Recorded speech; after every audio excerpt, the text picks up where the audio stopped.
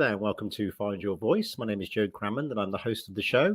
Today, we have a very special guest, Christine Blance. She is an online specialist, dyslexia tutor, and advisor. Christine, how are you today? I'm fine, thank you. Wonderful. Christine, just for our audience, what we're going to do is ask you some questions about yourself, about your business journey, and who you help and advise and what you offer. And when you're ready, we'll get going with the questions. Okay, well, I'm ready. So off you go. Perfect. So if you had a business card, what would it say, just to summarize? Well, I have a business card and it says Help for Dyslexia, which is kind of got it in a nutshell, really, because that's what I do. Fair enough. So tell us a little bit about your business background and how you got started. Well, it's quite strange, actually, because I never intended to go into teaching at all. I actually am a biology graduate originally, and it was very odd because it was in a seminar that I gave in my last year at university, where it was a bird that actually got me into teaching. I was so nervous before my seminar that I didn't actually think that I was going to be able to cope with it. And outside, because it was on the 6th floor, and outside there was a bird, a seagull, hovering on the thermals. And I'd just come back from the Outer Hebrides, where we'd spent 6 weeks walking along the beaches of the Isle of Harris, where there were lots of seabirds, and it was all beautiful. And the sight of this bird actually almost made me go into a trance, and I lost all nerves. And I gave this seminar. I got a standing ovation for it. And the tutor at the end came and said, I don't understand how you did this, but you certainly did an exemplary seminar. You've got amazing powers of communication. You ought to go into teaching. And that was it, really. I never intended to go into teaching, but that's how it happened. So I got into teaching, and I taught biology for 6 or 7 years in a high school, and then left to have my family. And the next strange thing that happened was a lady that I never knew knocked on my door, a complete stranger, and said, I understand that you're a biology teacher. And I said, well, I was, but I've given up to have my family. Would you like to do evening classes for adults up at the local high school for 2 hours a week in the evenings, teaching O-level human biology to possible trainee nurses or just general adults? Took it on, and it was about the 6th year that actually somebody came up to me at the end of one of my lessons and said, has anybody told you about me? And I kind of looked him up and down. He was about 20, that kind of age. No. What's the problem? He said, I'm dyslexic. And in those days, of course, dyslexia wasn't known much about, and I didn't know much about it. I knew it had something to do with reading, but I didn't really know about it particularly. And in order to help him get through the science exam, I sort of clued up on it. And I became so fascinated by it that I decided to specialise. And that's how it happened, really. So if it hadn't been for the bird hovering on its thermals, and if it hadn't been for that stranger knocking on my door, I wouldn't be doing this. Oh, a wonderful story. That's really interesting stuff. So, it's now great that you're offering value to people that are struggling with dyslexia. So when it comes to advice, obviously, I'm guessing that's the huge part of it. So what do people seek you out for as regards to helping them with dyslexia? Well, it's usually parents because they want their children taught. And I've actually invented a spelling system which is completely unique to me, which I developed in the mid-90s. That was entirely due to a pupil of mine who I was teaching at one of the schools had come up with a sentence. She was having problems with actually spelling words like because. And she'd said to me one day, please, could you help me with this word? Because I can get the letters, but I can't get them in the right order. And that particular sentence made me think that what she needed was something like a mental glue to stick these letters together in the right order. And I thought, mnemonics. And I hadn't used mnemonics on her before. And I knew there was a mnemonic out there for because, big elephants can't always understand small elephants. And I thought, we'll try that on her. And then I thought, hang on a minute, what about all the hundreds of other words that she can't spell? I couldn't possibly give her one of these for each of these words. It would just be ridiculous. And then this is when I had this light bulb moment of thinking, well, actually, if you actually begin the chant with the word that you're targeting, that makes a complete difference. So this is what I did. I created this complete spelling system whereby I would test pupils with high frequency words, and those that they got wrong, I would give them one of these chants for, and it was incredible the effect that this had on them. Literally, it transformed them. And sort of word got round the area that I'd done this kind of thing, because I got some books out as well, which I was selling. And I got quite a lot of people contacting me to teach their children.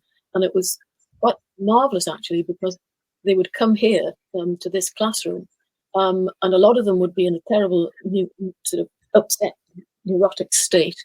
And then I would introduce them to this technique of mine, which is fun to do, really fun to do.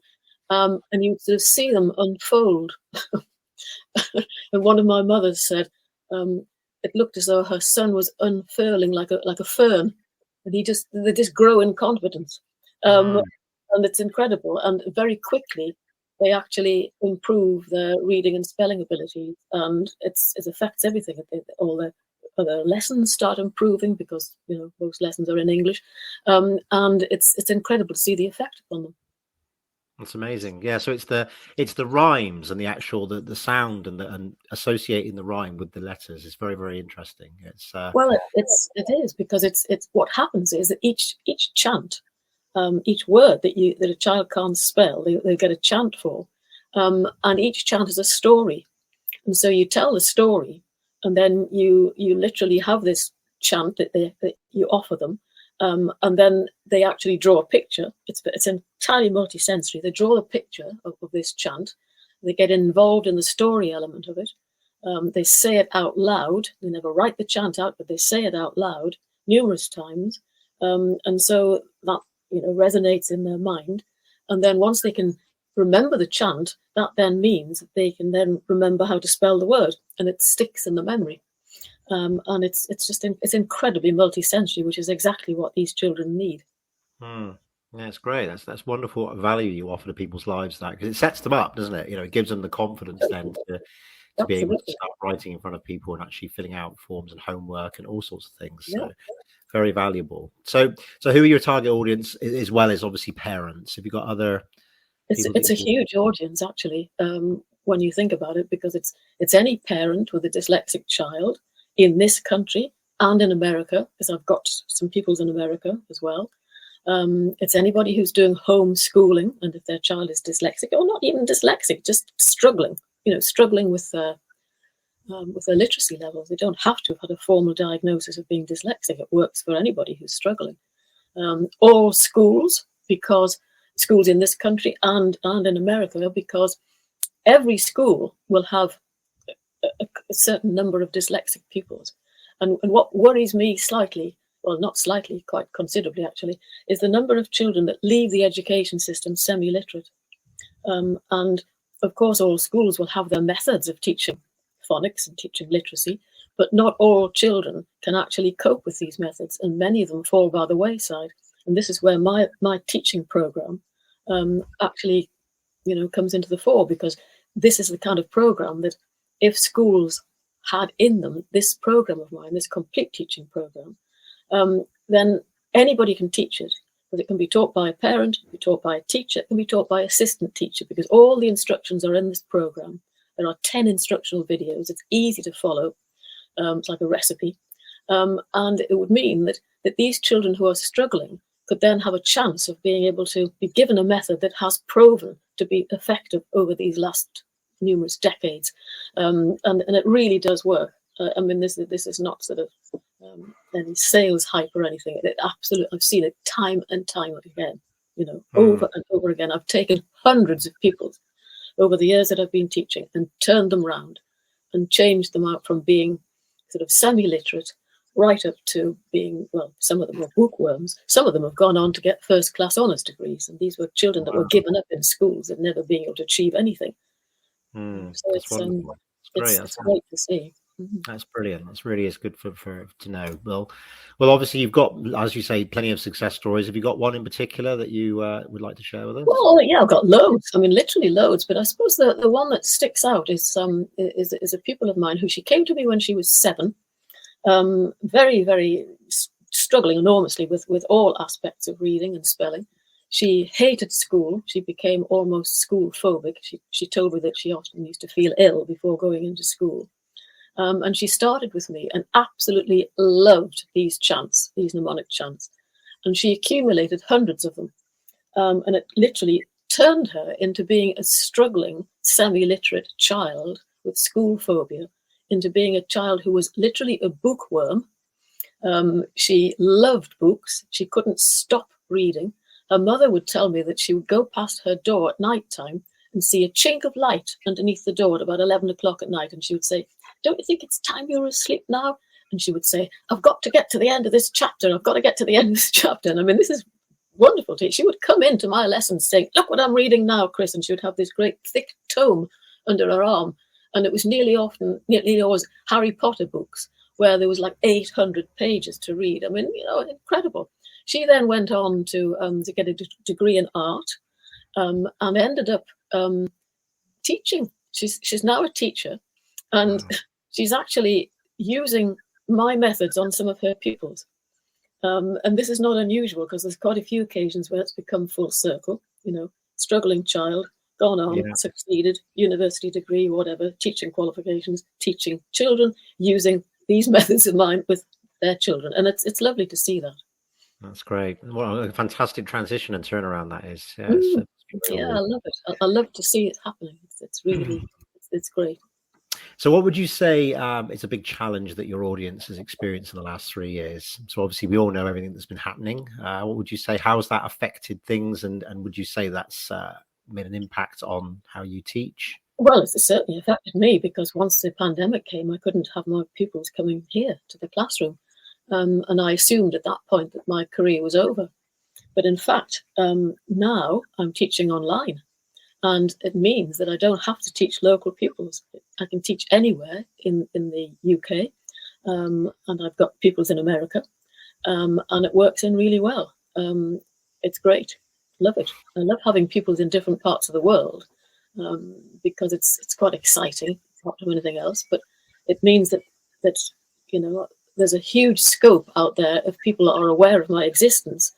And it also means that by teaching online, I am then teaching the parent how to teach like a dyslexic teacher. So they're gaining skills on how to cope with their child. And it means that between lessons, they can actually help them enormously. Whereas when parents used to drop them off here in my classroom, they would then go off to the shops or whatever, or go and have a coffee somewhere. And they wouldn't really have much of a clue of what I was doing with them. So, but now they're actively involved. And it's rather lovely seeing the bond that actually occurs between parent and child when they get away with some of these methods. It's lovely. So it's actually benefited your business in some respects, that the online world has become... It's changed. It has changed. Yeah. And I do admit that I miss having pupils directly here with me.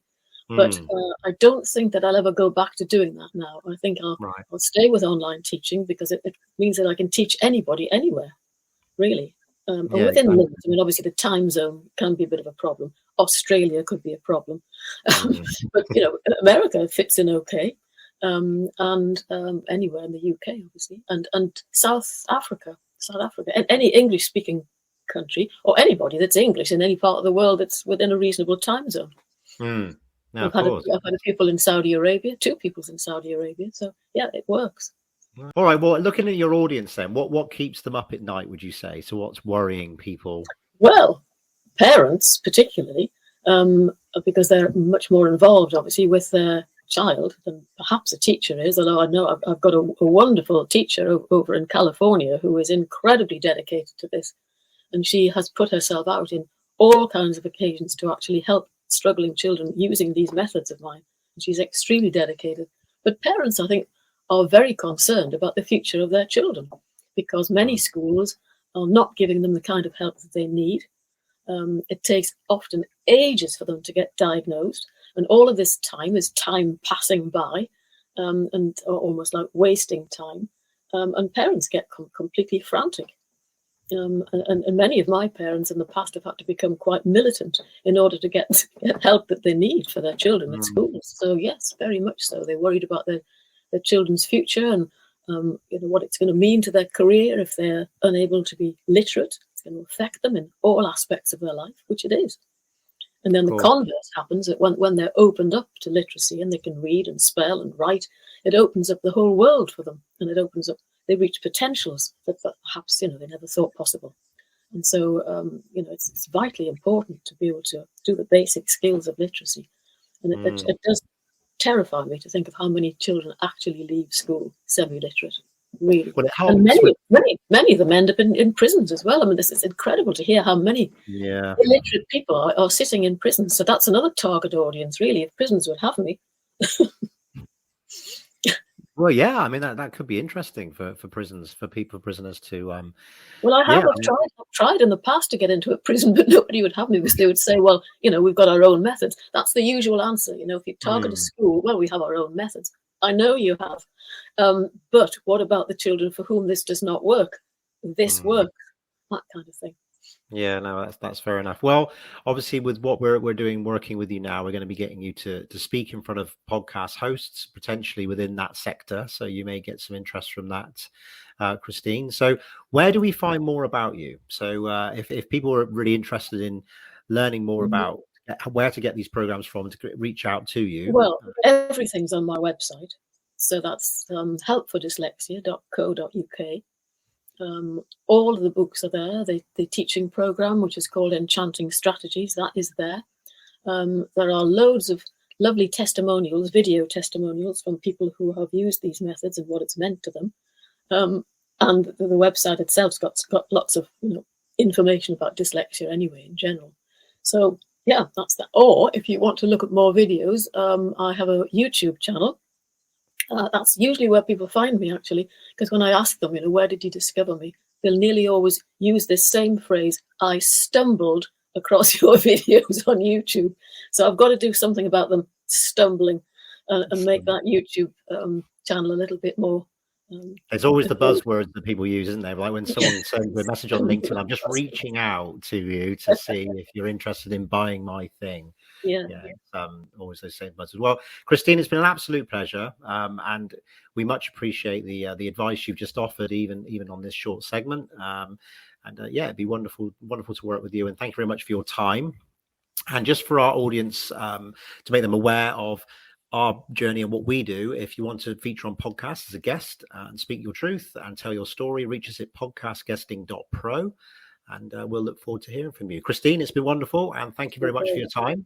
Well, thank you. Thank you very much. No problem at all. Goodbye, everyone. Take care.